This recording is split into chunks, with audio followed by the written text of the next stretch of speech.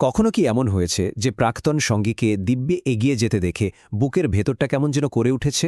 Social মিডিয়ায় নতুন বন্ধুদের সাথে হাসিখুশি ছবি, নতুন অ্যাডভেঞ্চার, আর অন্যদিকে মনে হচ্ছে নিজের জীবনটাই যেন থমকে গেছে। কিন্তু যদি বলি এই হাসিখুশি ছবিটা আসলে গল্পের অর্ধেকটাও না, যদি বলি ক্যামেরার আড়ালে যা ঘটছে তা সম্পূর্ণ ভিন্ন একটা গল্প, চলুন এই নীরবতার পেছনের আসল সত্যিটা আজ খুঁজে বের করি। ভাবুন তো, ব্যাপারটা অনেকটা এরকম। আপনি এয়ারপোর্টে দাঁড়িয়ে দেখছেন আপনার প্রাক্তন সঙ্গীর প্লেন টেক অফ করছে। বাইরে থেকে দেখতে একদম মসৃণ, তাই না? কিন্তু আপনি তো আর দেখতে পাচ্ছেন না যে ৩০,০০০ ফুট উপরে প্লেনটা কতটা অদৃশ্য টার্বুলেন্সের মধ্যে দিয়ে যাচ্ছে। ঠিক তেমনি পর্দার আড়ালে যে একটা ভেতরের লড়াই চলছে, সেই সংগ্রামটা তো আর বাইরে থেকে দেখা যায় না। ওদের যাত্রাটা দূর থেকে যতটা সহজ মনে হয়, আসলে ততটা সহজ নয়।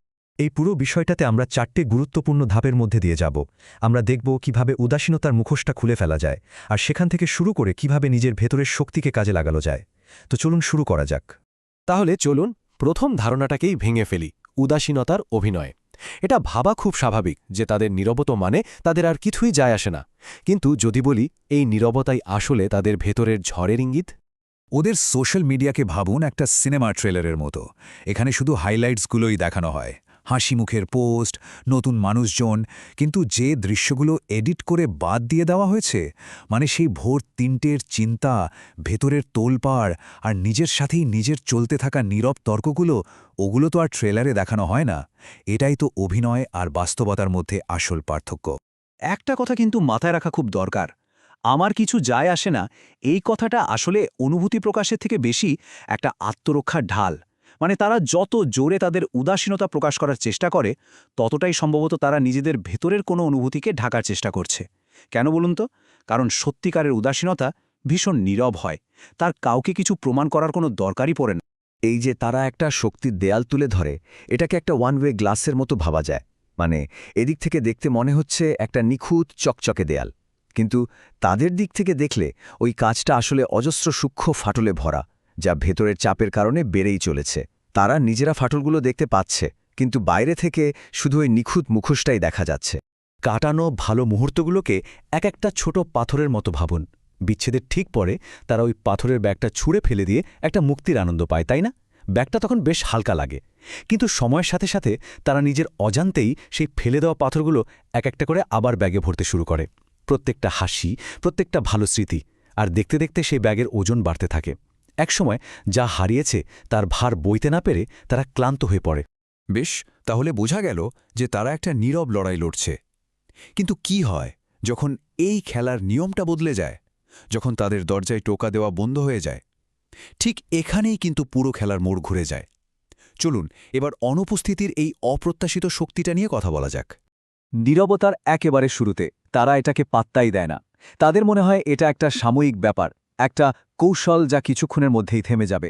তাদের অবচেতন মন বলে যে নিয়ন্ত্রণটা এখনও তাদের হাতেই আছে। তারা ধরেই নেয় যে এই নীরবতা ভাঙবেই। কিন্তু যখন এই নীরবতাটা ভাঙেই না, তখন কি হয়? তখনই এটা একটা আয়না হয়ে ওঠে। হঠাৎ করে তাদের সামনে আর তর্ক করার মতো কেউ নেই, প্রতিক্রিয়া দেখানোর মতো কেউ নেই।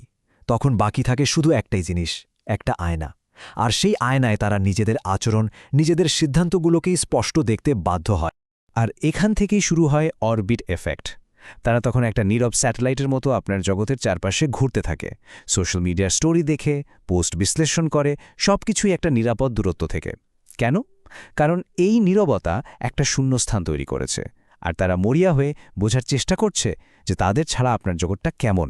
তবে একটা জিনিস খুব পরিষ্কার করে নেওয়া দরকার, এটা কিন্তু কোনো প্রতিশোধের খেলা নয়। এটা নিজের শক্তিকে নিজের কাছে ফিরিয়ে আনার একটা প্রক্রিয়া।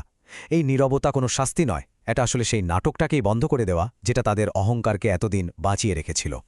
যখন নিজের অনুপস্থিতি তাদের আয়নার সামনে দাঁড় করায়, তখন কিন্তু একটা দারুণ ব্যাপার ঘটে। এটাকে কর্মফল বলা যায়, বা আরও সহজ করে বললে জীবন নিজেই তখন শিক্ষক হয়ে ওঠে। এখানে কর্মফল মানে কিন্তু কোনো প্রতিশোধ নয়, একদমই না। এটা হলো প্রকৃতির নিজস্ব একটা প্রক্রিয়া যা সহানুভূতি তৈরি করে। জীবন যেন বলতে চায়, তুমি তখন বিষয়টা বোঝোনি, তাই না? ঠিক আছে, এবার তোমাকে এটা নিজে অনুভব করতে হবে। আর জীবন এই শিক্ষাটা দেয় কিভাবে? গল্পটা কিন্তু প্রায় সবারই চেনা, যারা একসময় অন্যের অনুভূতিকে অতিরিক্ত বা নাটক বলে উড়িয়ে দিয়েছিল, তারাই হুবহু একই রকম একটা পরিস্থিতিতে নিজেদের খুঁজে পায়।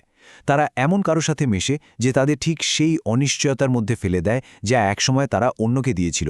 এটা আসলে জীবনেরই একটা উপায় দৃষ্টিভঙ্গি বদলাতে বাধ্য করার। মানে ব্যাপারটা হলো, জীবন যাকে একটা গল্প বোঝাতে পারে না তাকে সেই গল্পের মূল চরিত্র বানিয়ে ছাড়ে।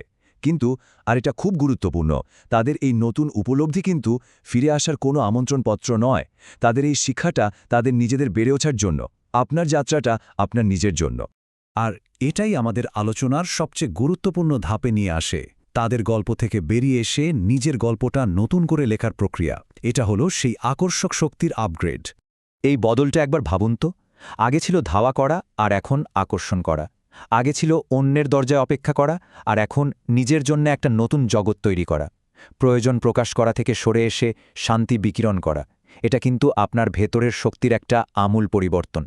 ব্যাপারটা অনেকটা এরকম, ভাবুন তো, আপনার আর প্রাক্তন সঙ্গীর মধ্যে কিছু এনার্জি তার লাগানো ছিল যা আপনার নিজের ব্যাটারিকে শেষ করে দিচ্ছিল। নিরাময় বা হিলিং হল সচেতনভাবে সেই তারগুলোকে এক এক করে খুলে ফেলা। এর মানে হল নিজের শক্তি দিয়ে অন্যের জীবন চার্জ করা বন্ধ করে নিজের জীবনকে চার্জ করা।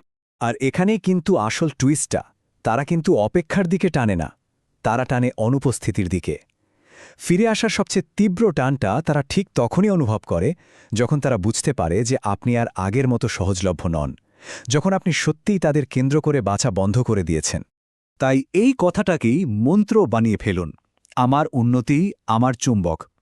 ব্যাপারটা এমন কেউ হয়ে ওঠা নয় যাকে তারা চাইবে, ব্যাপারটা হলো এমন কেউ হয়ে ওঠা যাকে আপনি নিজে সম্মান করবেন। আর সেই শক্তিটাই কিন্তু অপ্রতিরোধ্য। শেষ পর্যন্ত আসল জয়টা কিন্তু তাদের ফিরে আসায় নেই, আসল জয় হল নিজের পুনর্জন্মে।